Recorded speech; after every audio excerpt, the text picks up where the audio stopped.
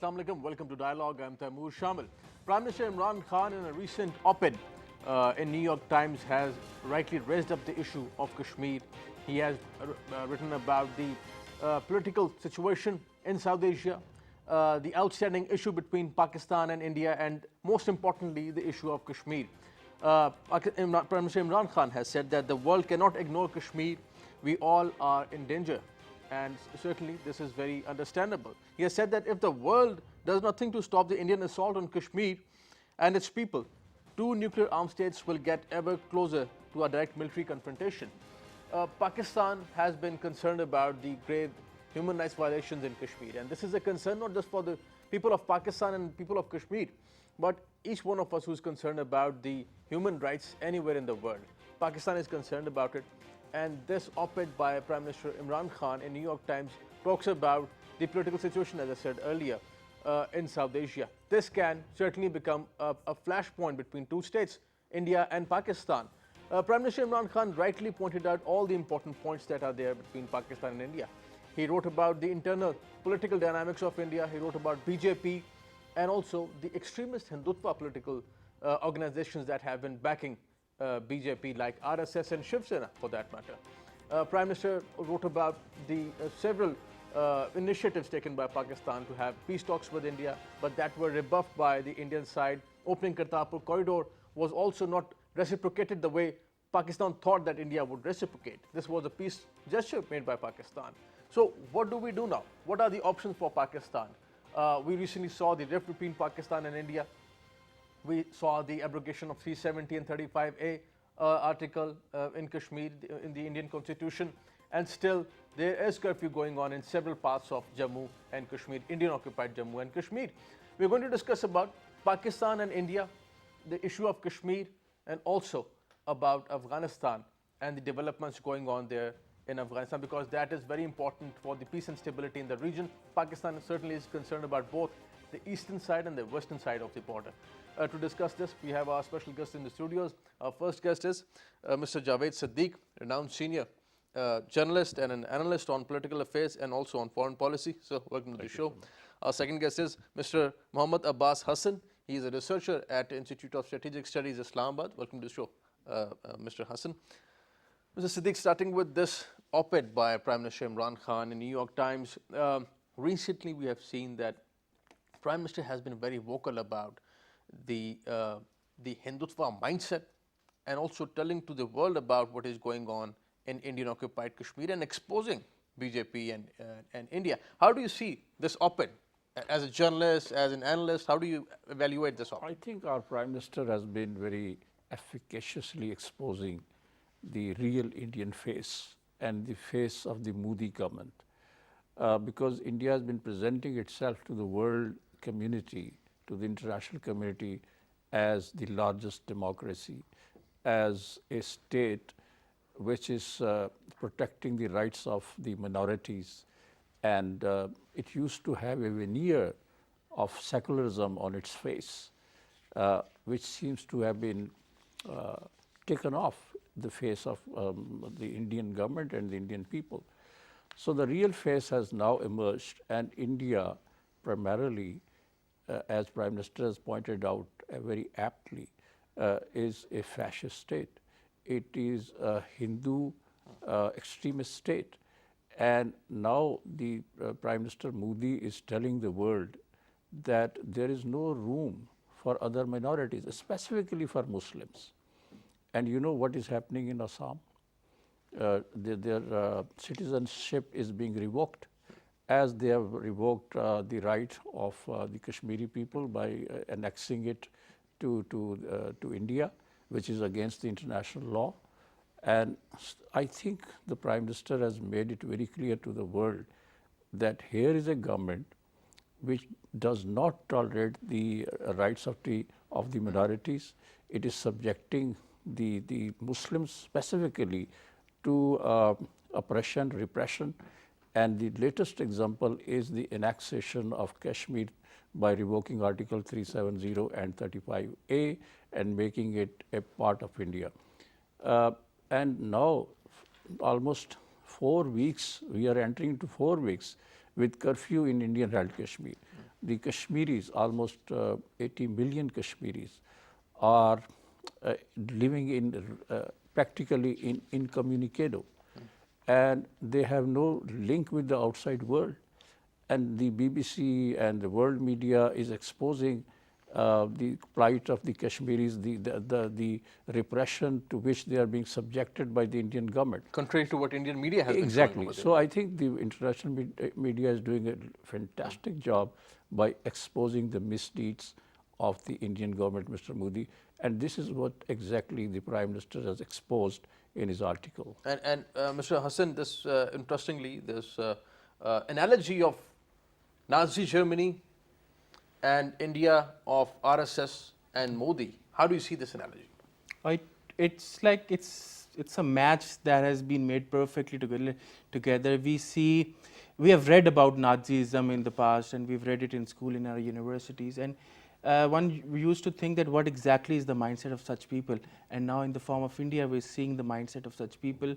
They are fanatics, they're not thinking logic, they just want their goals to be fulfilled at any cost, and they are warmongers, they are just projecting their national ideology, the RSS ideology. So it's not and I would not call it an analogy, I would say that these are synonyms. Nazism and the RSS ideology are basically synonyms with different faces, and we had Adolf Hitler once, and now we have Narendra Modi in South Asia, who is pushing Pakistan, continuously pushing Pakistan toward war. No matter how many steps we have taken, whether it was the previous government that invited Prime Minister Modi for a wedding, whether it's the current government that has been congratulating Modi and asking them to step up for peace, and then we will take 2 more steps towards peace. But all these efforts made by Pakistan, whether they are at the international front or at the domestic front, have been ignored by the Modi government, and they are pushing Pakistan towards war, and it seems that they want to taste some more blood, and if this happens, it will be catastrophic for the whole world actually, because both the countries are nuclear powers, and God forbid if that happens, it's not just the nuclear weapons damage that will be done in these 2 countries, but the fallout will be affecting the whole world in the form of nuclear winter, which is disastrous, and the international community should realize this. And this comparison, Mr. Sadiq, of making the European or the Western American mind about the situation in South Asia, telling them about Hitler, Nazis, Germany, and India of Modi and BJP. How do you see this whole thing that is going on? I think telling it to the outside world, basically. Exactly. I think the Europeans and the Americans understand as to what Hitler did to the Western world. What was their philosophy? What was the narrative which was built prior to World War II by the Nazis in Germany and Mussolini in Italy? So they understand this language. That's why I think the Prime Minister has very aptly chosen these 2 narratives. That the Nazis, what they have done to Europe, Modi is about to do it to the people of South Asia. So the world must step in. The world must stop him from pushing the world into a catastrophe. And I think the Europeans and the Americans will understand this language, which the Prime Minister is using. And this is a very effective narrative which he has built, and I think it is effectively using it. Now, the world understands, the United States and the big powers, 5 Ps, they understand that India and Pakistan both are nuclear powers. Prime Minister has written this in this article, as well as he has been telling the nation and the entire world that we are 2 nuclear powers, India and Pakistan, and even if the conventional war breaks out between India and Pakistan, it could quickly turn into a nuclear showdown. So the world must avoid this catastrophe. The world must save this region from a disaster, impending disaster, and I think the world realizes it, particularly the United States of America and the Western countries are well aware of the consequences if the nuclear showdown takes place in this region. Interestingly, Mr. Abass, Mr. Sadiq is of the view that US realizes this, but this aggression from the Indian side, the confidence with which they are carrying out this violence in Kashmir is sort of also given by United States. They have defense pact, nuclear pact with India. They have been supplying arms to India. So do you see it that way, that this confidence has always also been given to India by the United States? Do you see that US would be talking about this whole thing about the Pakistan and India rift? You see, historically, whenever it has come to choose between India and Pakistan, US has always sided with India. And US has always been, putting its weight in the Indian camp. And this historical experience is actually be the source of Indian confidence in this conflict.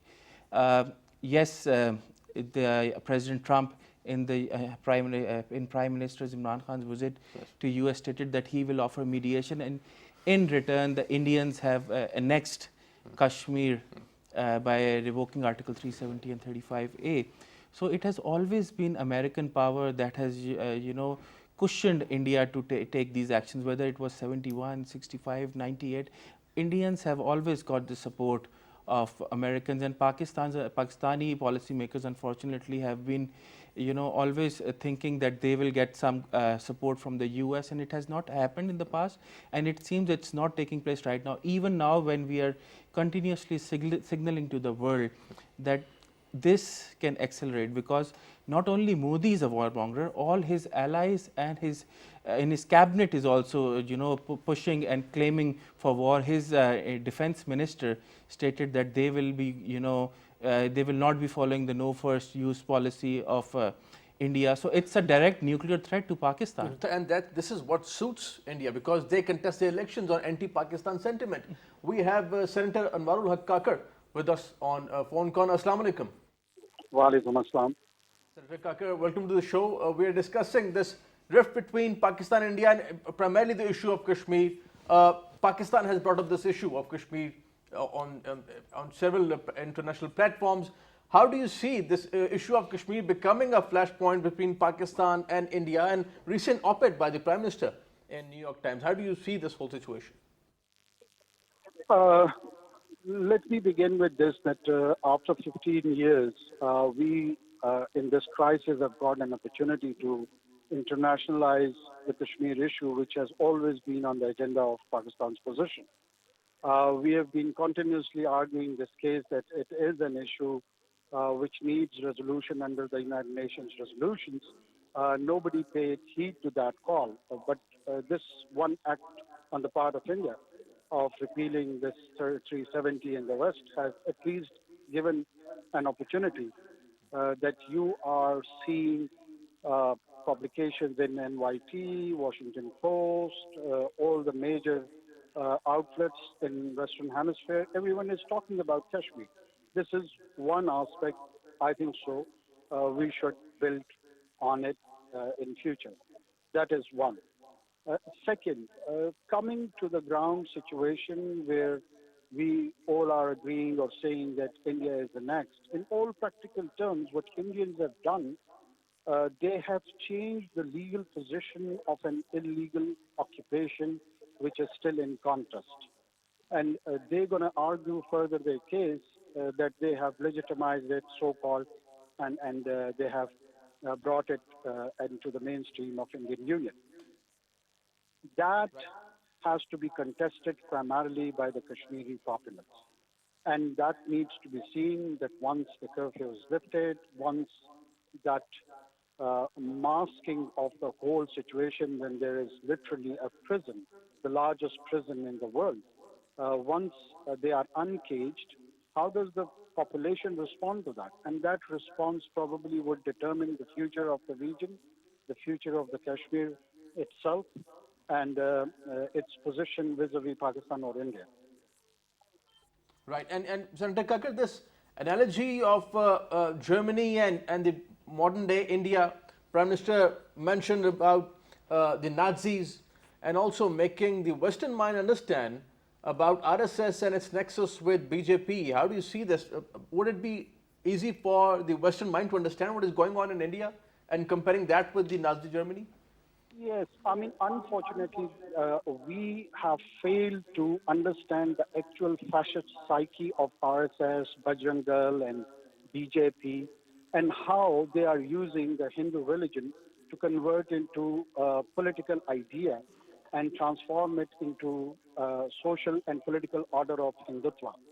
Uh, One, when it comes to Hindutva, it is an idea which only recognizes the political rights of Brahman arrangement and the rest of the citizenry, be it Muslims, Sikhs, Christians, Dalits, scheduled castes, you just name it.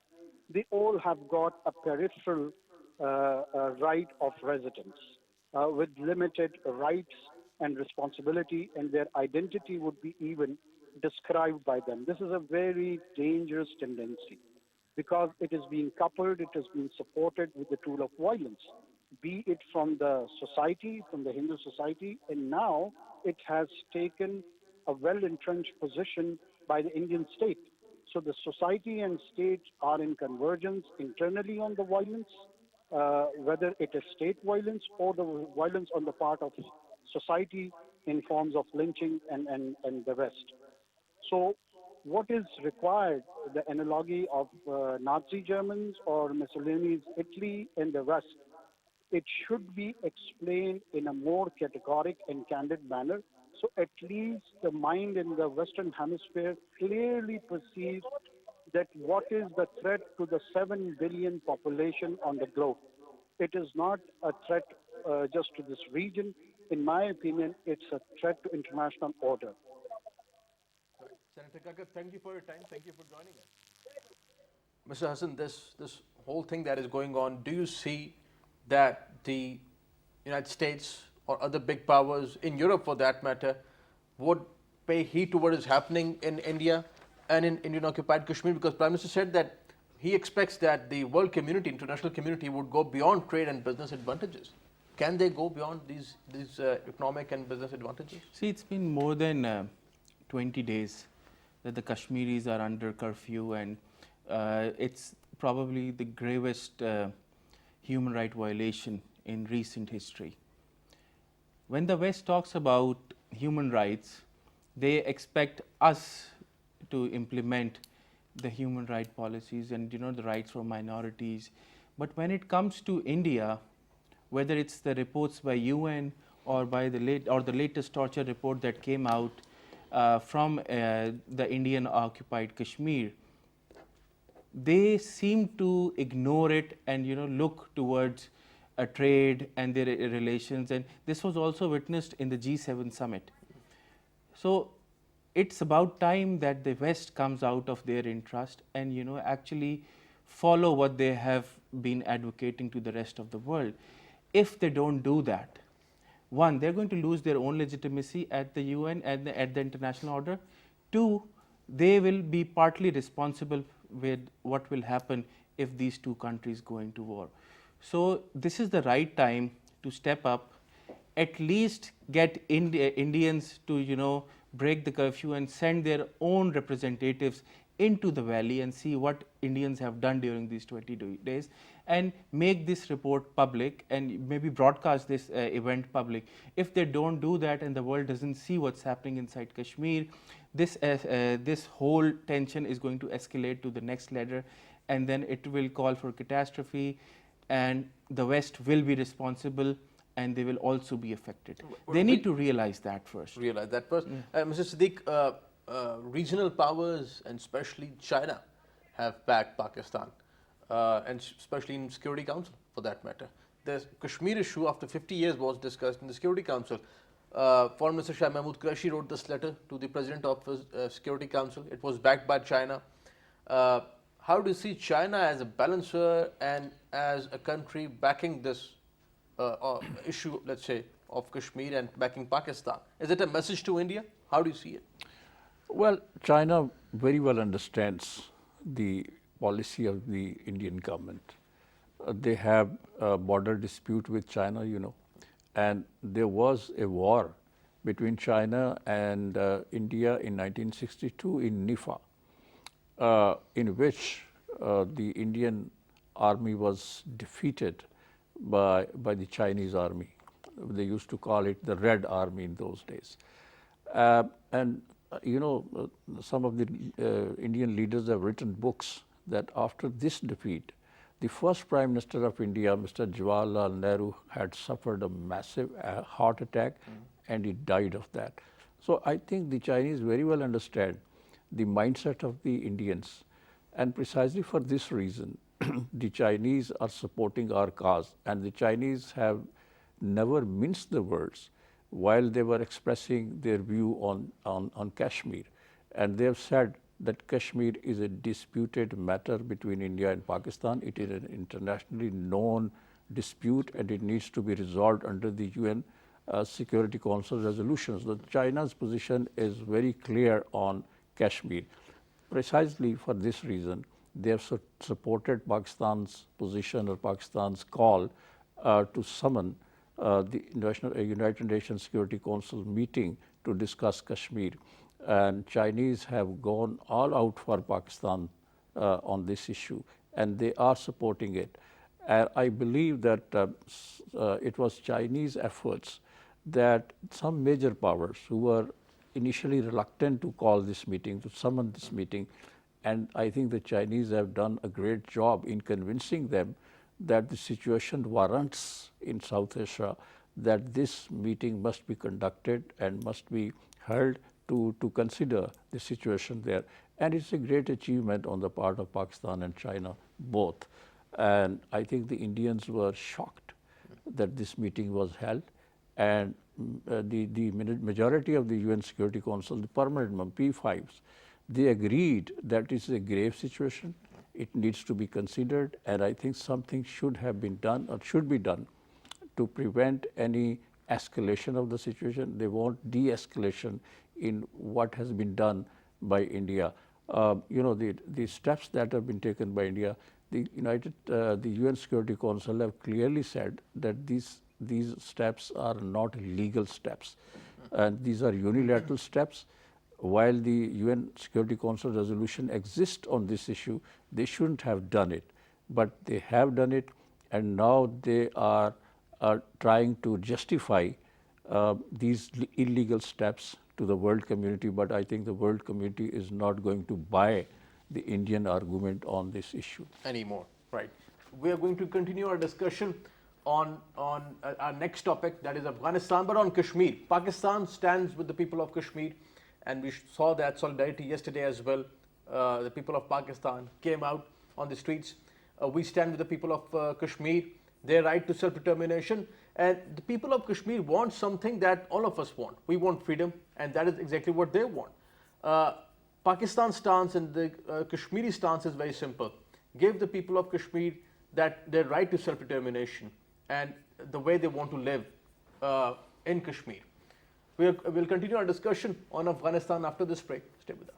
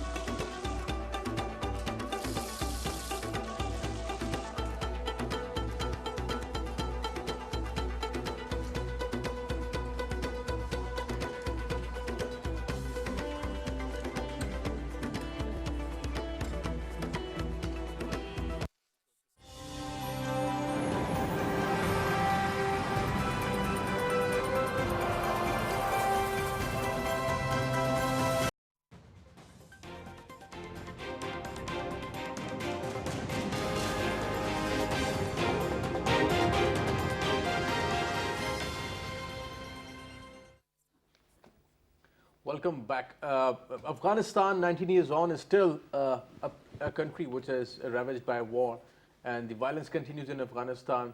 Recently, there were several attacks in Afghanistan, and in a recent interview, President Donald Trump has said that U.S. would still keep the military presence in Afghanistan even after a peace deal with the Taliban. Mr. Hassan, how do you see the statement?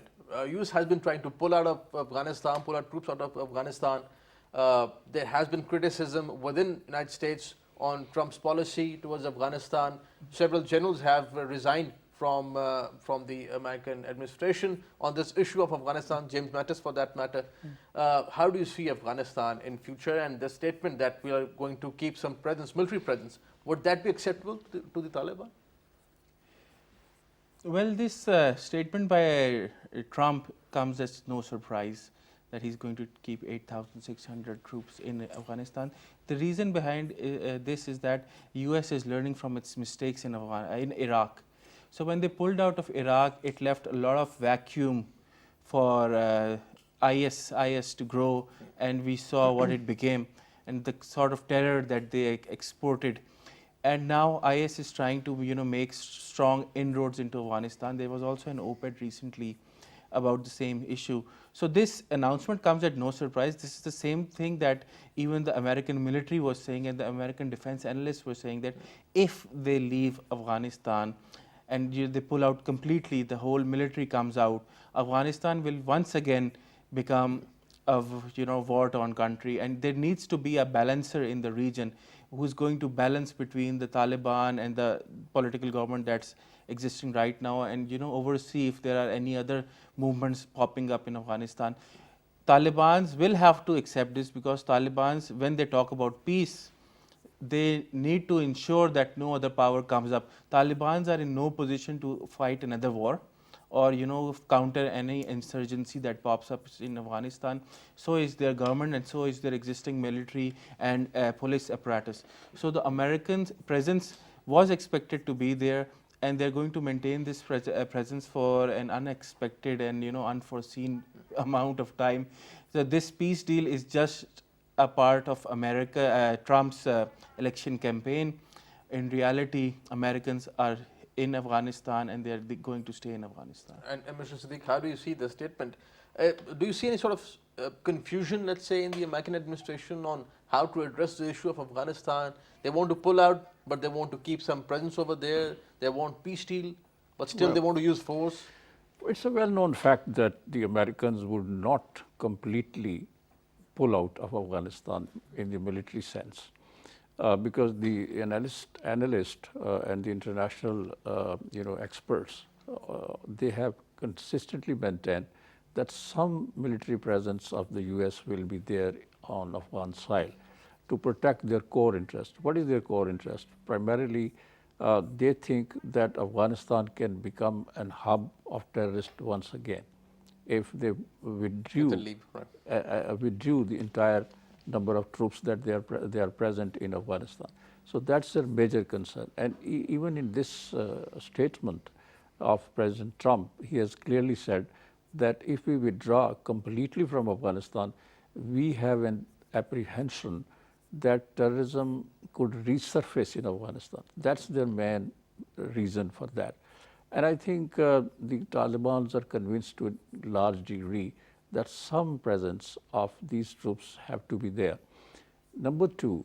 But the question is, would that be acceptable to the Taliban? Yeah, I think they have to sell this to Taliban, that why they want these troops to be there, because they can tell the Taliban that back in 90s, when the Americans were supporting the Taliban government, Pakistan was one of the countries which had recognized the Taliban government in Afghanistan, along with UAE, Saudi Arabia, and that government became the sponsor of Al-Qaeda.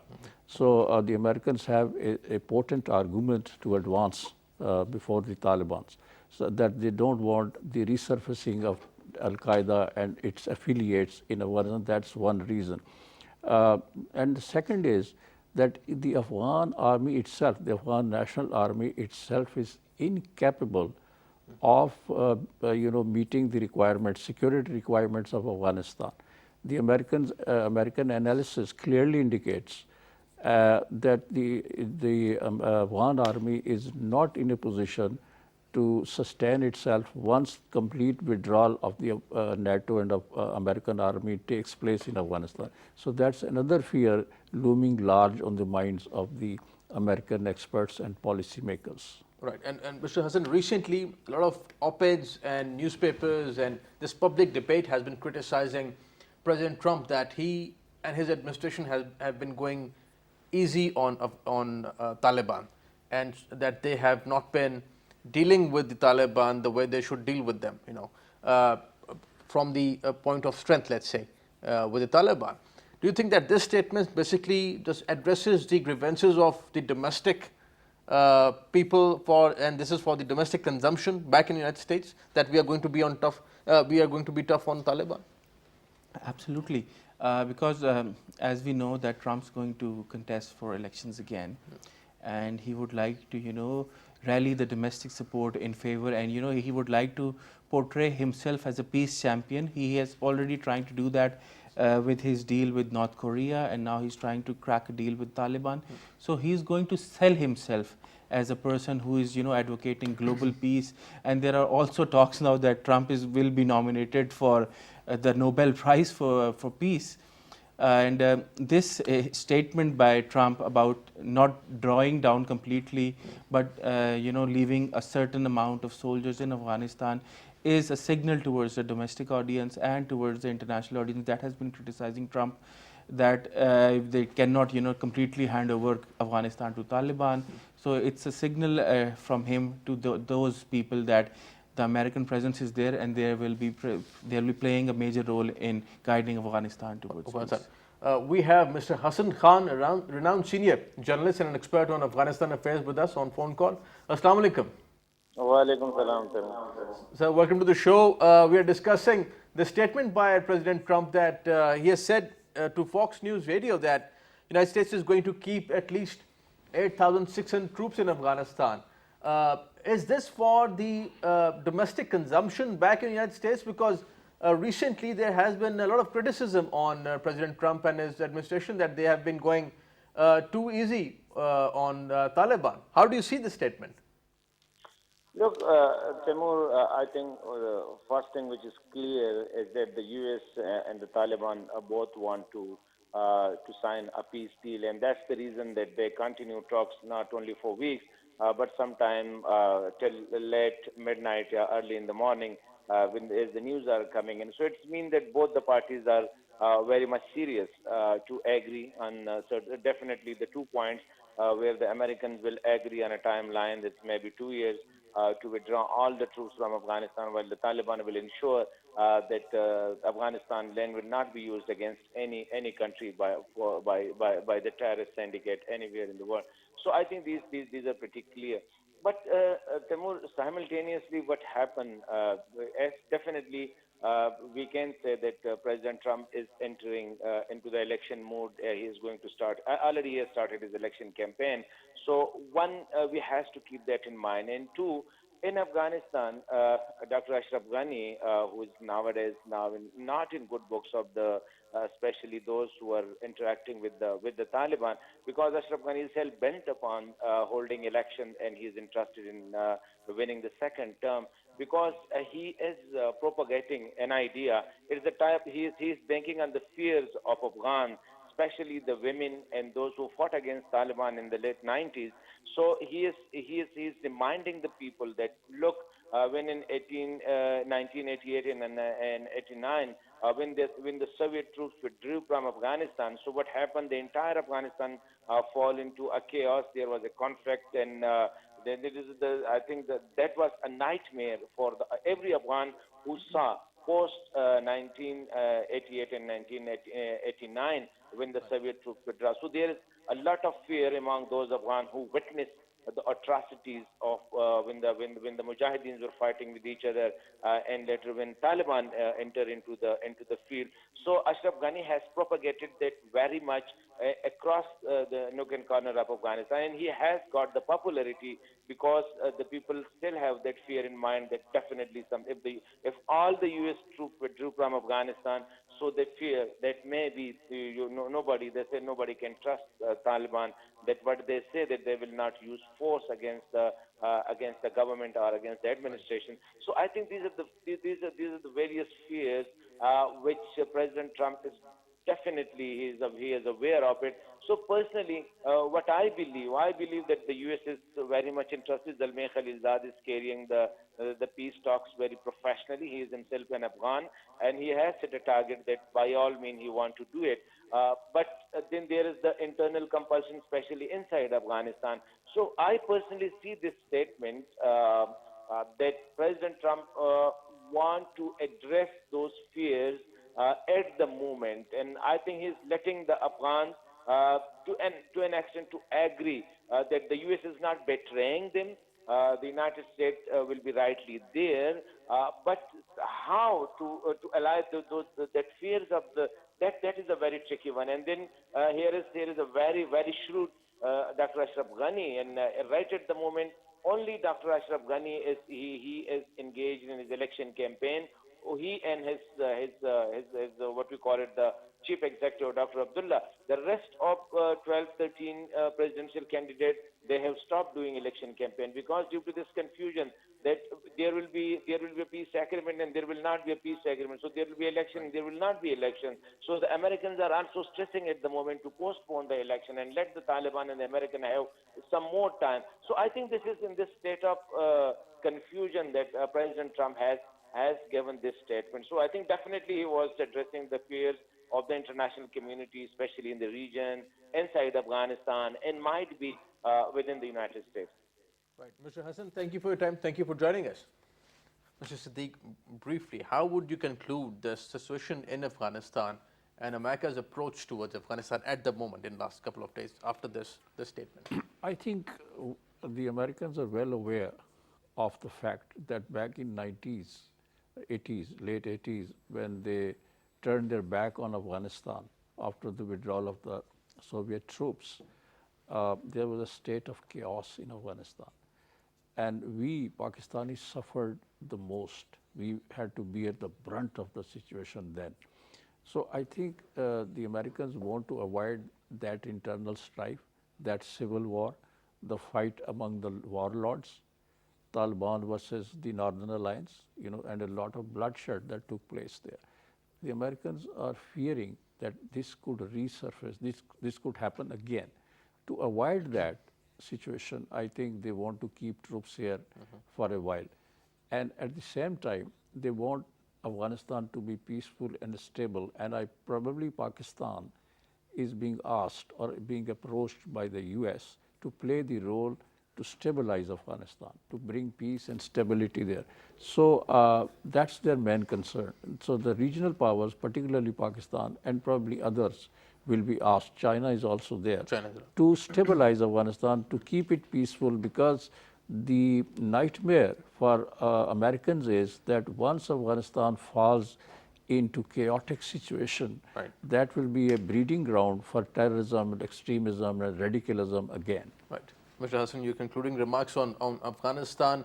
Pakistan has taken a few initiatives with Afghanistan to improve its relations with Afghanistan and also to bring, to work with the Afghan government to bring peace and stability over there. How do you see these overtures and Pakistan's initiative with Afghanistan? Oh, I'll second Mr. Sadiq on this one, that Pakistanis are also well aware that a turbulent Afghanistan will have all its fallout in Pakistan, and Pakistanis have faced the brunt in the past, and they don't want history to repeat itself in the form of US withdrawal without striking a deal with the Taliban.